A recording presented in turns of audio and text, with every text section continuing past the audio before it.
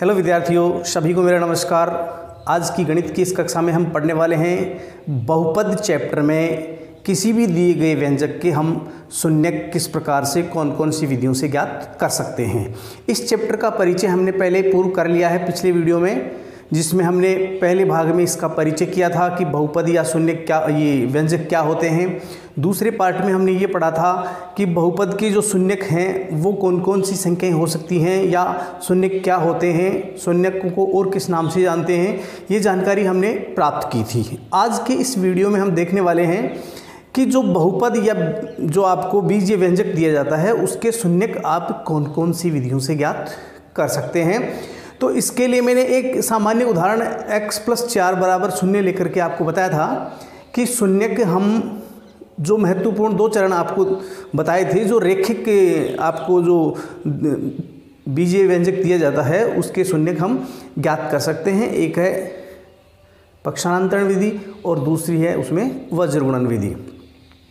उसको समझते हुए हम आगे द्विघात व्यंजक के शून्यक हम गुणनखंड विधि से, पूर्ण वर्ग विधि से, और जो कल मैंने आपको सूत्र बताया था कि श्रीधर आचार्य जो महान गणितज्ञ हुए हैं उन्होंने व्यापक हल निकाला है, जो जनरल सॉल्यूशन थी, उसके माध्यम से हम ये शून्यक ज्ञात करना सीखेंगे। तो सबसे पहले हम देखते हैं कि एक रैखिक व्यंजक के शून्यक हम किस प्रकार से ज्ञात करेंगे। आपको पता है कि रैखिक जो व्यंजक होता है उसकी पहचान क्या है। उसके लिए मैंने आपको बता दिया था कि रैखिक व्यंजक में आपको जो चर राशि दी गई है उसकी एक घात विद्यमान होती है। अचर भले ही कितने भी हो सकते हैं, लेकिन चर राशि की केवल एक घात विद्यमान होती है, उसी को हम रैखिक व्यंजक कहेंगे। अब रैखिक व्यंजक के हमें शून्यक निकालने हैं तो उसको शून्य के बराबर रखते हुए हम दो चरण लगाएंगे, इसमें पक्षांतरण और वज्रगुणन। जैसे यहाँ उदाहरण देखते हैं, हमें कोई रैखिक व्यंजक दिया गया है, जैसे 2x+4, यह हमें एक रैखिक व्यंजक दिया गया है। इसमें रैखिक होने की पहचान है कि इसमें चर राशि की एक ही घात है। इसमें मैंने दो एब्सोल्यूट कांस्टेंट काम में लिए हैं, साथ ही में यहाँ देखिए ये द्विपदी है, यानी ये दो पदों का एक रैखिक व्यंजक है, इसलिए हम इसको पढ़ेंगे द्विपदीय रैखिक व्यंजक। अब हमें इसके शून्यक निकालने हैं। तो आपको पता है कि किसी भी बहुपद में शून्यक उतने ही होते हैं जितनी चर राशि की उसमें घात होती है या अधिकतम घात होती है। तो यहाँ केवल एक ही शून्यक ज्ञात होगा। एक ही शून्यक निकालने के लिए हमें क्या करना है, एक ही शून्यक के लिए इसको हमें शून्य के बराबर रिप्लेस करना है। तो इसके बराबर आप शून्य रखते हुए पहला चरण यूज करेंगे पक्षांतरण। इसका पक्षांतरण करेंगे तो ध्यान दीजिए, ये जो प्योर एब्सोल्यूट कांस्टेंट है यहाँ पर, जो विदाउट वेरिएबल है, केवल +4, इसको हम इसकी दूसरी साइड या राइट हैंड साइड में इसको ले जाएंगे तो इसका चिन्ह बदल जाता है। तो यहाँ पक्षांतरण हो गया 2x = -4, यहाँ प्लस का 4 है, ये अपना पक्ष बदल रहा है तो इधर ये अपना चिन्ह बदल लेगा, यानी माइनस का हो जाएगा। अब ध्यान दीजिए, यहाँ जो वेरिएबल है उसके मल्टीपल में ये 2 एब्सोल्यूट कांस्टेंट है, इसको हमें यहाँ से हटाना है।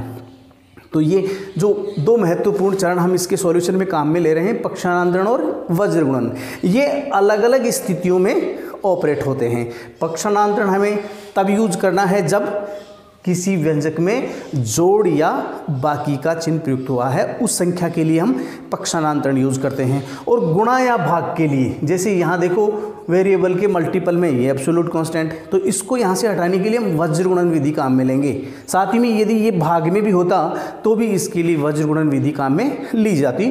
तो यहाँ पर हम वज्रगुणा कर देंगे, इसको क्या कर देंगे, वज्रगुणा। तो वज्रगुणा में ये 2 कहाँ चला जाएगा, 4 के नीचे, ये सॉरी -4 के नीचे चला जाएगा।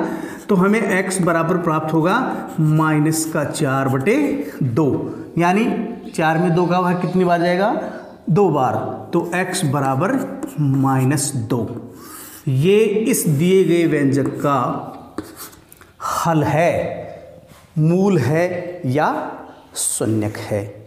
अब ये इसका शून्यक है, इस बात की जानकारी या सत्यता की जांच हम किस प्रकार करें, तो ये भी मैंने आपको पीछे वीडियो में बताया है कि जो हमें शून्य ज्ञात हो चुका है, जो एक ही है, x की एक ही घात है इसलिए एक ही शून्य प्राप्त होगा, तो इस -2 को जो हमें बहुपद दिया गया है उसमें वेरिएबल की जगह रिप्लेस करेंगे। यानी मैंने आपको बता दिया कि चर राशि वह होती है जो किसी दिए गए मान को ग्रहण करके संतुष्ट हो जाती है या गणितीय संक्रिया में अपना मान बदलती रहती है, तो ये हर स्थिति में अपना मान बदल सकती है। तो यहाँ केवल -2 को ये एक्सेप्ट करेगा और यहाँ -2 रखने का मतलब 2 को -2 से गुणा करवाएंगे तो ये -4 हो जाएगा, और -4 और +4 बराबर 0 हो जाता है, क्योंकि 4 प्लस का है और 4 माइनस का है, एक दूसरे को क्या कर देंगे, निरस्त कर देंगे, या 4 में से 4 घट जाएगा तो 0 प्राप्त हो जाएगा। तो इस प्रकार से हमें इस रैखिक जो बहुपद दिया गया है या ये व्यंजक दिया गया है इसके शून्य निकालने की ये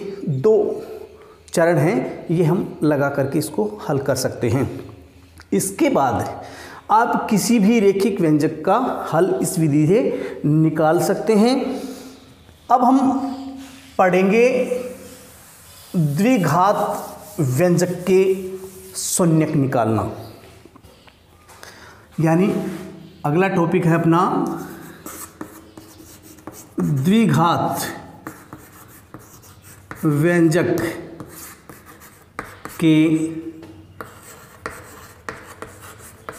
शून्यक ज्ञात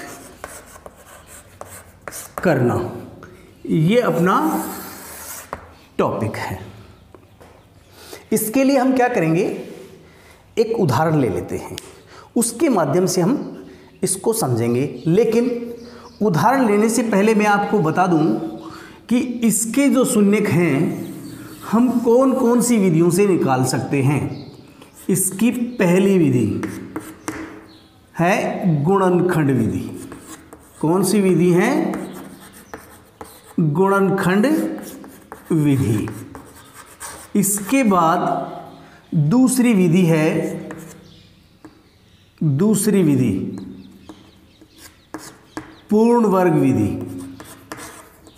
पूर्ण वर्ग विधि। और तीसरी विधि है इसकी, वो है श्रीधर आचार्य सूत्र। श्रीधर आचार्य सूत्र। ये 3 विधियों से हम ये जो द्विघात व्यंजक आपको दिया जाएगा इसके हम शून्यक निकाल सकते हैं। ध्यान दीजिए, ये जो विधि है ये महत्वपूर्ण विधि है। इसमें हम 2 चीज़ें सीखेंगे। एक तो जो आपको व्यंजक दिया जाएगा उसके गुणनखंड करना, जो भी द्विघात व्यंजक आपको दिया जाएगा उसके गुणनखंड करना सीखेंगे, और दूसरा है हम शून्यक निकालना सीखेंगे। साथ ही में ये जो पूर्ण वर्ग विधि है ये मैंने पीछे वाले वीडियो में, जहां श्रीधर आचार्य सूत्र की सहायता से मैंने जो द्विघात शून्यक या व्यंजक दिया जा रहा है इसके मूलों और गुणांकों के मध्य संबंध व्यक्त करने से पहले जो विधि यूज की थी वो वाली विधि पूर्ण वर्ग विधि है। और उसके अंतर्गत जो हमें परिणाम प्राप्त हुआ था, अर्थात द्विघात व्यंजक के जो 2 शून्यक प्राप्त हुए थे जिनको हमने अल्फा और बीटा माना था, वो दोनों मान श्रीधर आचार्य सूत्र कहलाते हैं। तो सीधे हम उस सूत्र की सहायता से भी एक द्विघात व्यंजक के शून्यक ज्ञात कर सकते हैं। तो हम बारी बारी से उदाहरण लेकर के इन तीनों विधियों के बारे में एक एक सवाल आपको बताएंगे, जिसे आप ध्यान से समझें और अन्य सवालों पर उन विधियों को लगा करके आप आसानी से और चिंतन करते हुए, चिंता नहीं करनी आपको, चिंतन करते हुए आपको ये सवाल पूरे करने हैं और समझने हैं। तो शुरू करते हैं पहले गुणनखंड विधि। गुणनखंड विधि में हम एक उदाहरण ले लेते हैं। यहाँ ले रहा हूँ मैं इसका उदाहरण।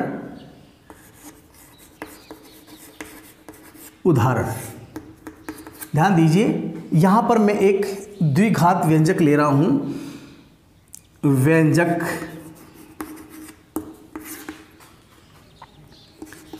X square plus 5x plus 6। ध्यान दीजिए, ये कौन सा द्विघात व्यंजक है? मैंने द्विघात व्यंजक के भी दो प्रकार बताए थे, एक शुद्ध और एक मिश्रित। शुद्ध वो होता है जिसमें केवल चर की दो घात होती है, और मिश्रित वो होता है जिसमें चर की अधिकतम दो घात होती है। तो इसमें एक घात के साथ दो घात भी है, तो ये मिश्रित द्विघात व्यंजक है। यहाँ शुद्ध भी लिया जा सकता है, कोई दिक्कत नहीं है, लेकिन मैंने यहाँ मिश्रित इसलिए लिया है कि इसमें ये जो गुणनखंड का पार्ट और है ये भी इसमें संपन्न हो सके और समझ में आ सके। तो यहाँ मैंने लिया है द्विघात व्यंजक x square plus 5x plus 6 के शून्यक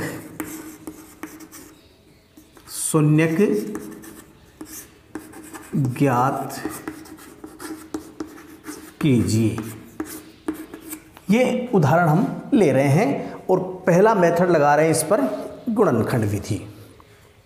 तो ऐसी स्थिति में आपको जो दिया गया व्यंजक है ये वाला, इसको आप एक बार अपने सॉल्यूशन भाग में रिप्लेस कर लेंगे और लिखेंगे दिया गया व्यंजक। और दिया गया व्यंजक है जिसको हम px लिख सकते हैं। ये px क्यों लिख रहे हैं? क्योंकि ये x वेरिएबल के पदों में लिया गया है और p का मतलब होता है पॉलिनोमियल यानी बहुपद, यानी x के पदों का एक बहुपद है और वो है x square plus 5x plus 6। यहाँ लिखेंगे बहुपद के शून्यक ज्ञात करने के लिए क्या करेंगे, इसके बराबर शून्य रखेंगे, यानी x square plus 5x plus 6 बराबर शून्य। ये मैं पहले भी बता चुका हूँ कि किसी भी बहुपद के हम जब शून्यक निकालते हैं तो उसको शून्य के बराबर रख लेते हैं। अब हमें ये जो 5 दे रखा है, यहाँ सिंबल नहीं देखना आपको, जो साइन लगा है वो नहीं देखना है, केवल यहाँ नंबर देखना है। यहाँ कोई संख्या नहीं लिखी है उसका मतलब भी यहाँ 1 होता है, और यदि कोई संख्या लिखी है तो बहुत अच्छी बात है, हम आसानी से उसको देख लेते हैं कि ये कौन सी संख्या है। तो यहाँ क्या लिखा हुआ है? 5 लिखा हुआ है। आपको इस 5 को देखना है। साथ ही में यहाँ पर ये जो एक्स स्क्वायर है इसके मल्टीपल में यहाँ जो संख्या है उसे भी आपको देखना है। जैसे कि यहाँ शो नहीं हो रहा है लेकिन फिर भी यहाँ क्या लिखा है, इस एक्स स्क्वायर के गुणा में 1 है। यहाँ कोई संख्या हो सकती है जो बड़ी संख्या हो, लेकिन फिलहाल यहाँ इसी में 1 प्रयुक्त किया है, यहाँ पर लिखा हुआ है जो शो नहीं किया गया था, लेकिन यहाँ मैंने लिख करके बता दिया है कि यहाँ 1 है। और इसका ये जो अचर पद है वो कितना है? 6 है। यानी हमें इसके तीनों गुणांकों का पता चल चुका है कि यहाँ जो इसकी जनरल सॉल्यूशन थी, जो जनरल इक्वेशन थी वो थी ax square plus bx plus c। इसमें ये जो 3 थे ये आर्बिट्रेटरी कांस्टेंट थे, यानी ये स्वैच्छिक अचर थे जिनके बारे में हमने बताया था कि ये इस द्विघात व्यंजक के गुणांक कहलाते हैं, कोएफिशिएंट कहलाते हैं। तो वो गुणांक है 1, 5 और 6, इनके बारे में हमें मालूम चल चुका है। तो इसके लिए क्या करेंगे आप कि ये जो b आ रहा है, अर्थात यहाँ पर जो 5 आ रहा है, इसके हमें 2 टुकड़े करने हैं। लेकिन 2 टुकड़े करने के लिए हमें कुछ बात जो है वो समझने की आवश्यकता है। यहाँ पर 5 को देखना है कि ये प्लस का है या माइनस का है। यदि प्लस का है तो 2 टुकड़े हमें धनात्मक करने हैं। यदि यहाँ पर माइनस का चिन्ह प्रयुक्त हुआ है तो ये 5 2 संख्याओं का अंतर प्राप्त होगा, यानी जोड़ है तो 2 संख्याओं के योग के बराबर 5 होना चाहिए, और यदि यह माइनस है तो 2 संख्याओं के अंतर के बराबर 5 होना चाहिए, ताकि हम आगे इस प्रक्रिया को संपन्न कर सकें। तो ध्यान दीजिए, यहाँ पर 5 लिखा है और 5 के लिए मैंने बताया कि ये 5 2 संख्याओं का योग व्यक्त कर रहा है। तो ये योग कौन कौन से हो सकते हैं? ये हो सकता है 1 + 4 5 होता है, इसी प्रकार ये हो सकता है 2 + 3, इसी प्रकार ये हो सकता है 3 + 2, और इसी प्रकार ये हो सकता है 4 + 1। यानी ये इतने प्रकार से दो संख्याओं के योग के रूप में व्यक्त हो सकता है। अब इनमें से कौन कौन से वैलिड हैं अपने यहाँ पर गुणनखंड के लिए, उनको हमें ये देखना है कि ये जो हमने फैक्टर किए हैं, दो टुकड़े किए हैं, इनको गुणा करवा के देखेंगे। यानी 1 को 4 से गुणा करवा के देखेंगे, ऐसे ही 2 को 3 से गुणा करवा के देखेंगे, इधर भी आप 3 को 2 से गुणा करवा देंगे और इधर आप 4 को 1 से गुणा करवा देंगे। तो परिणाम में क्या आ रहा है, 4 एकम 4, 3 दूनी 6, 3 दूनी 6 और 4 एकम 4। ये जो परिणाम प्राप्त हो रहे हैं, इनमें से दो परिणाम इस कंडीशन को संतुष्ट करेंगे। अब वो कौन सी कंडीशन होगी, इसके लिए हम a को और ये c को मल्टीप्लाई कराएंगे। यानी 1 को 6 से गुणा करवा के देखेंगे तो 6 एकम 6। इनमें गुणनफल से 6 कौन कौन से पार्टों में प्राप्त हो रहा है, इन दो पार्टों में। यानी 5 के दो टुकड़े हो रहे हैं, 2 + 3 या 3 + 2। ये दोनों शर्तें इस बहुपद के जो गुणनखंड के नियम हैं उनको संतुष्ट करते हैं। तो हम 5 के टुकड़े क्या कर सकते हैं, 2 + 3 भी कर सकते हैं और 3 + 2 भी कर सकते हैं। तो यहाँ लिखेंगे आप x² प्लस यहाँ 3 + 2 कोष्टक में, यानी 5 के जो टुकड़े हैं वो कोष्टक में लिख देता हूँ, इनटू में x चल रहा है और +6 बराबर क्या चल रहा है, 0 चल रहा है। ये प्रक्रिया काम में आ चुकी है। अब यहाँ पर हम वितरण नियम यूज कर देंगे, यानी x को और इस साइन को अंदर वितरित कर देंगे। तो ये हो जाएगा x² प्लस 3x और प्लस का ही 2x और प्लस 6 बराबर क्या आ रहा है, 0। ध्यान दीजिए यहाँ अब 3 पद थे वो 4 पद हो गए हैं, 2 ये वाले और 2 ये वाले। इन चारों पदों को 2-2 पदों में इस प्रकार से हम ग्रुप बनाएंगे कि प्रत्येक ग्रुप में से कोई संख्या कॉमन ली जा सके।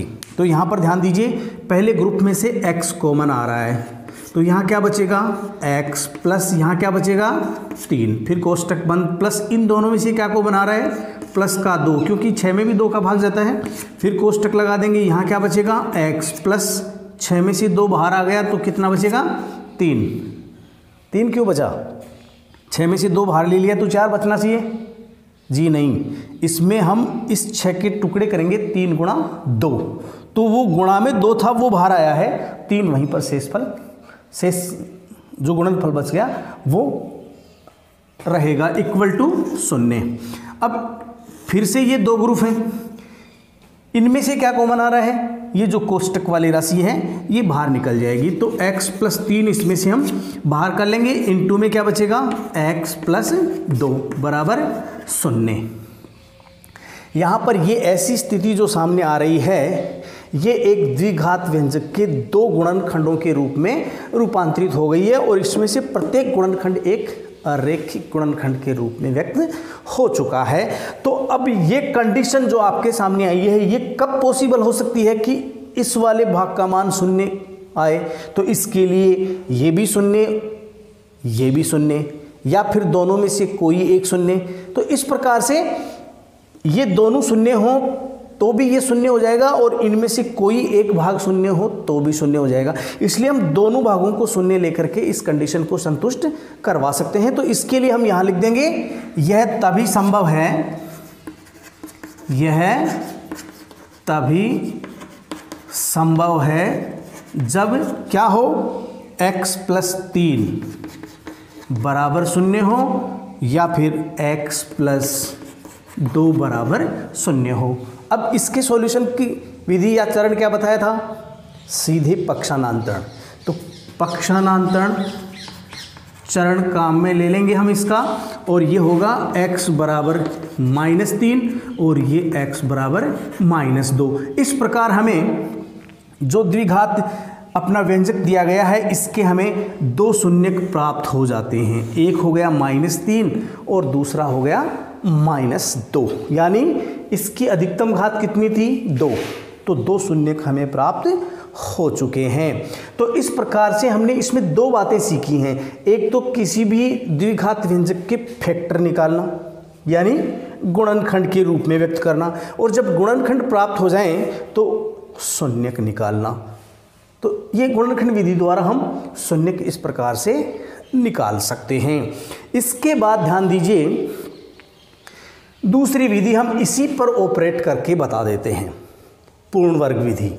ये पूर्ण वर्ग विधि क्या होगी, ये हम यहाँ से शुरू करेंगे। ध्यान दीजिए, हमने गुणनखंड विधि यूज कर ली है, तो अब गुणनखंड विधि यूज नहीं करेंगे। अब हम चलेंगे इसमें पूर्ण वर्ग विधि द्वारा शून्यक निकालना। तो पूर्ण वर्ग विधि से शून्यक निकालने के लिए क्या करेंगे हम, यहाँ पर पिछले वाले वीडियो में भी आपको बताया था कि पूर्ण वर्ग विधि के लिए जो इसका x का जो गुणांक है उसका आधा करते हैं। यानी यहाँ हम क्या करेंगे, 5 का आधा। आपको पहले भी बताया है कि यहाँ जो x के गुणा में आ रही संख्या है उसका साइन नहीं देखना है आपको, केवल संख्या देखनी है। यहाँ कोई भी संख्या है वो देखनी है। तो 5 है, या 5 का आधा क्या हो जाएगा, 5/2। अब हम करेंगे 5/2 का वर्ग, यानी 5/2 का क्या हो जाएगा, स्क्वायर। ये जो संख्या आई है इसको इसके दोनों पक्षों में हमें जोड़ना है। तो यहाँ लिख देंगे 5/2 का स्क्वायर, दोनों पक्षों में जोड़ने पर। अब इसके दोनों पक्षों में जोड़ रहे हैं तो यहाँ x² प्लस 5x प्लस 5/2 का होल स्क्वायर प्लस 6 बराबर 0 प्लस 5/2 का होल स्क्वायर। यहाँ से यहाँ तक का पार्ट पूर्ण वर्ग हो चुका है। कितना हुआ है, यहाँ से x ले लेंगे, यहाँ से साइन ले लेंगे और यहाँ से ये 5/2 लेकर के इसका क्या लगा देंगे, स्क्वायर लगा देंगे। यानी आप यहाँ पर इस द्विपद को 2 घात के रूप में एक्सटेंड करेंगे, विस्तार करेंगे, तो आपको ये फॉर्म प्राप्त होगी। यानी a + b के होल स्क्वायर से इसका विस्तार करेंगे, जो कि एक बीजगणितीय सर्वसमीका है। ये रूप प्राप्त हो जाएगा, इसलिए इसको हम इस रूप में कन्वर्ट कर सकते हैं। इक्वल टू यहाँ जो 5/2 का स्क्वायर चल रहा है उसको हम लिख सकते हैं 25/4, और माइनस का ये जो प्लस का इधर वाला 6 था वो पक्षांतर उधर होकर क्या हो जाएगा, 6, माइनस का 6 हो जाएगा। उसके हम बटे में 1 लिख सकते हैं। अब हमें प्राप्त हो रहा है ये x + 5/2 का होल स्क्वायर बराबर, इसका ले लेंगे एलसीएम। कितना आ रहा है, 4। तो ये 25 माइनस कितना हो गया, 24। यानी अब आपके पास संख्या क्या बची है, यहाँ बचा है x + 5/2 का होल स्क्वायर बराबर, यहाँ 25 में से 24 बाकी निकल रहा है तो 1/4 बच गया है। इसे आप लिख सकते हैं x + 5/2 का होल स्क्वायर बराबर ± 1/2 का होल स्क्वायर। यहाँ पर आपको पता है 2 घात दोनों पक्षों में समान है तो वो कैंसिल हो जाएगी। अब आपके पास बच रहा है x + 5/2 बराबर, यहाँ ± 1/2 बच रहा है, तो एक बार तो हम +1/2 रख लेंगे और दूसरी बार इसी के साथ x + 5/2 के साथ -1/2 रख देंगे। यहाँ जो 2 गुणनखंड प्राप्त हुए हैं ये वाले, ये दोनों कैसे हैं, रैखिक हैं। यानी ये जो व्यंजक था इसके बराबर एक बार प्लस का चिन्ह और दूसरी बार माइनस का चिन्ह प्रयुक्त करके इसको 2 बार लिखेंगे तो ये दोनों ही रैखिक समीकरण बन गए हैं। और इनका सॉल्यूशन किससे हो जाएगा, पक्षानांतरण से हो जाएगा। तो हम क्या करेंगे, इनका पक्षानांतरण। तो ये 5/2 किसकी तरफ जाएगा, 1/2 की तरफ।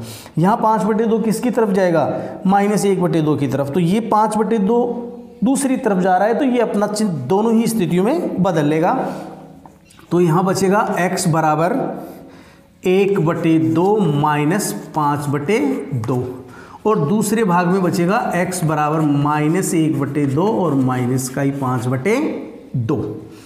यहाँ पर इनका एलसीएम ले लेंगे, इसका एलसीएम भी 2 आएगा और इधर इसका एलसीएम भी 2 आएगा। यहाँ पर 1 - 5 आएगा, यहाँ पर -1 और माइनस का 5। आफ्टर सिंप्लीफिकेशन वी ऑब्टेन्ड -4/2 और इधर x बराबर -6/2। इनको हम सिंप्लीफिकेशन फॉर्म में प्राप्त करेंगे तो x बराबर ये -2 आएगा और ये x बराबर माइनस का कितना आएगा 3। आपको पता है अभी थोड़ी देर पहले हमने गुणनखंड विधि से इस द्विघात व्यंजक के शून्यक निकाले थे और अभी हमने इसको एक पूर्ण वर्ग विधि यूज़ करके ये इसके 2 शून्यक निकाले हैं। क्या दोनों समान हैं? जी हाँ, हमने पिछली वाली विधि में भी गुणनखंड विधि में भी यही शून्यक निकाले थे, अब भी यही शून्यक हैं। ये शून्यक हैं या नहीं इसकी जांच हम बारी बारी से इसमें रिप्लेस करके देखेंगे। यदि ये इस व्यंजक को शून्य में कन्वर्ट कर देते हैं तो इस जो व्यंजक आपको दिया गया है इसकी ये दोनों शून्यक होंगे। ध्यान दीजिए -2 यहाँ रिप्लेस करते हैं तो -2 इसकी जगह रिप्लेस करेंगे तो ये +4 हो गया, -2 यहाँ यूज़ करेंगे तो ये -10 हो गया, ये +6, ये +4, ये +6 10 हो गए, ये -10 हो गए, +10 और -10 क्या हो गया 0 हो गया। तो इसका मतलब -2 इसका एक शून्यक है। दूसरा है -3 इसमें रिप्लेस करेंगे तो ये 9 हो गया, ये 15 माइनस का हो गया, ये 6 और 9 15 प्लस के हो गए, 15 माइनस के हो गए, तो ये भी मिल करके 0 हो जाते हैं, इसलिए -3 भी इस व्यंजक का एक शून्यक है। तो ये थी दूसरी विधि, पूर्ण वर्ग विधि। अब हम तीसरी विधि है श्रीधर आचार्य सूत्र, यानी श्रीधर आचार्य के सूत्र द्वारा हम सीधे भी इन दोनों शून्यकों को ज्ञात कर सकते हैं। तो बिना समय गंवाए अपन चलते हैं और देखते हैं श्रीधर आचार्य सूत्र से शून्यक किस प्रकार से ज्ञात किए जाएंगे। तो यह हम सीधे सूत्र का प्रयोग करना सीखेंगे। यह आपको दिया गया व्यंजक है, इसी को हम लेकर के चल रहे हैं। यह आपको दिया गया व्यंजक है तो यहाँ आप लिखेंगे इसका समीकरण, और समीकरण हो गया शून्य ज्ञात करने के लिए x² + 5x + 6 बराबर 0। Equation number 1। व्यापक समीकरण क्या बताया था? व्यापक समीकरण मैंने बताया था ax² + bx + c बराबर 0। ये इक्वेशन नंबर 2।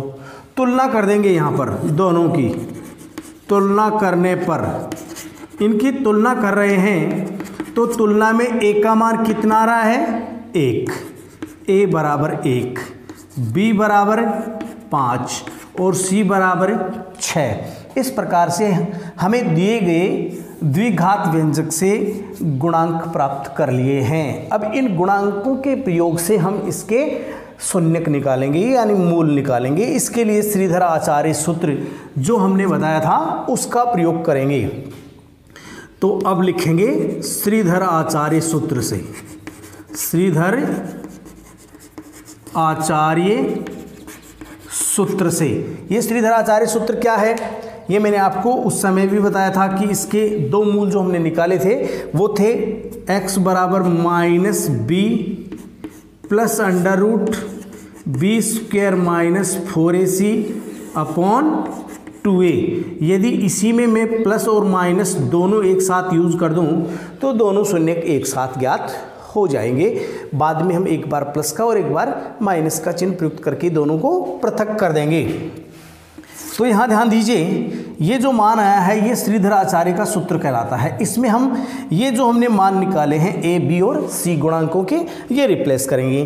तो यहाँ पर माइनस का चिन्ह पहले से चल रहा है, माइनस चिन्ह प्रयुक्त कर देंगे। b का मान क्या है यहाँ देख लीजिए 5 है तो ये 5 यूज़ कर देंगे। फिर प्लस और माइनस √b का मान अभी आपने रिप्लेस किया है, यहाँ b² चल रहा है तो 5 का स्क्वायर कर देंगे। माइनस का 4 है सूत्र में, इनटू में a है यहाँ पर, तो इनटू में a का मतलब क्या है 1 रिप्लेस करेंगे। इनटू c का मतलब क्या है 6, ये 6 यहाँ रिप्लेस करेंगे। अपॉन नीचे चल रहा है 2 गुणा a और a का मान क्या है यहाँ पर 1, ये रहा a का मान 1, इसमें रिप्लेस कर देंगे।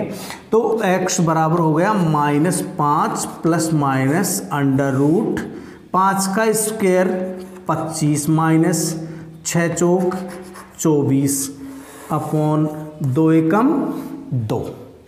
इस प्रकार से हमें ये मान प्राप्त हुआ है। तो x बराबर हो गया -5 प्लस माइनस √1, 25 में से 24 बाकी गया, 1 बच गया और बटे में क्या चल रहा है 2।